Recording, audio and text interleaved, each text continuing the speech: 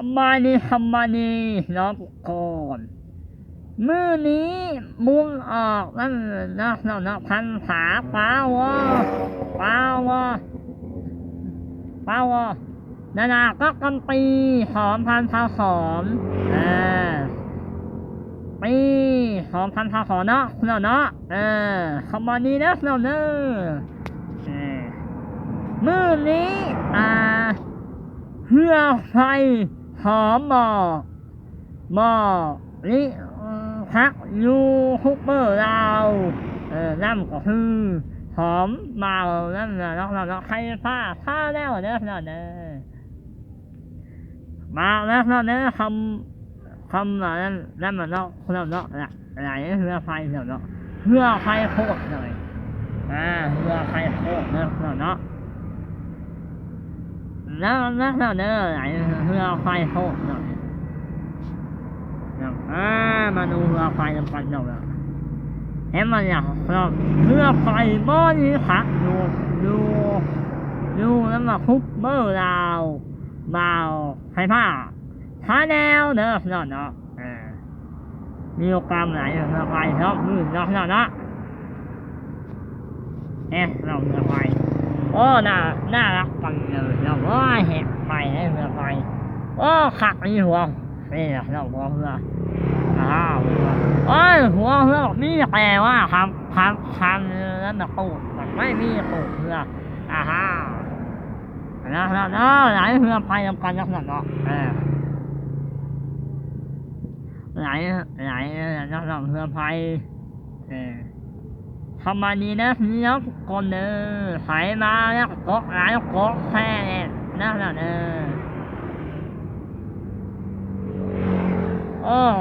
ไหลเรือไฟเพื่อไฟโคตรเลย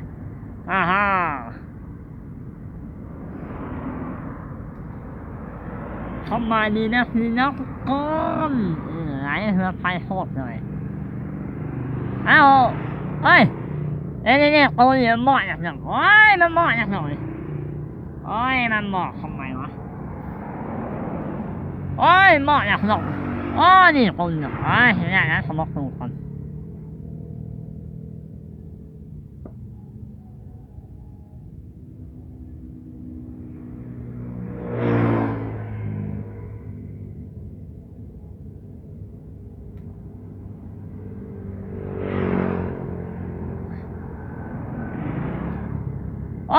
ครับกุ๊กให้มันเนี่ยครับพร้อมน้ำกุ๊กครับโต๊ะไข่ทำไมนี้นะคอนไหลเรือไฟโคตรเลย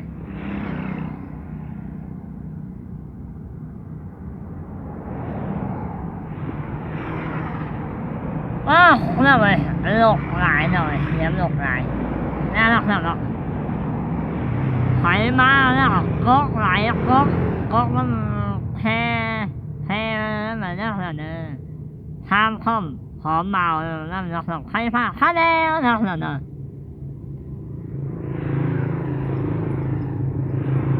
ทำแบบนั้นเนาะคลิปนี่เนาะกะมอมีเนาะย้ำมาหลายเนาะคำเมาน้ำไทยอะไรเนาะขอก็ยังทำ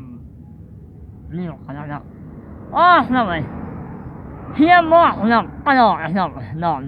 นี่หอมนอนแล้วหมอกเฮียหมอกก็นอนน้ำมันหน่อยเนี่ยนะขอหน่อย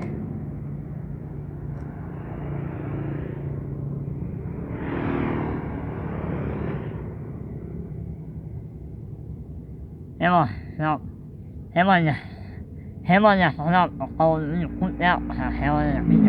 หอมตัวไม่บอกกับพี่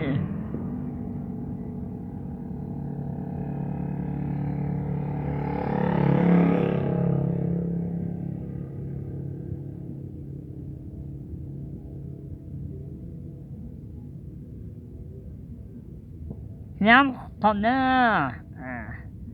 มาห้องนี่เนาะคำ มาเราให้ภาคอ่ะขอกบมาคิดมันก่อนเนาะเพื่อนเนาะทำแบบคิดนี่ก่อนบ๊ายบายเด้อสำหรับคนเด้อบ๊ายบาย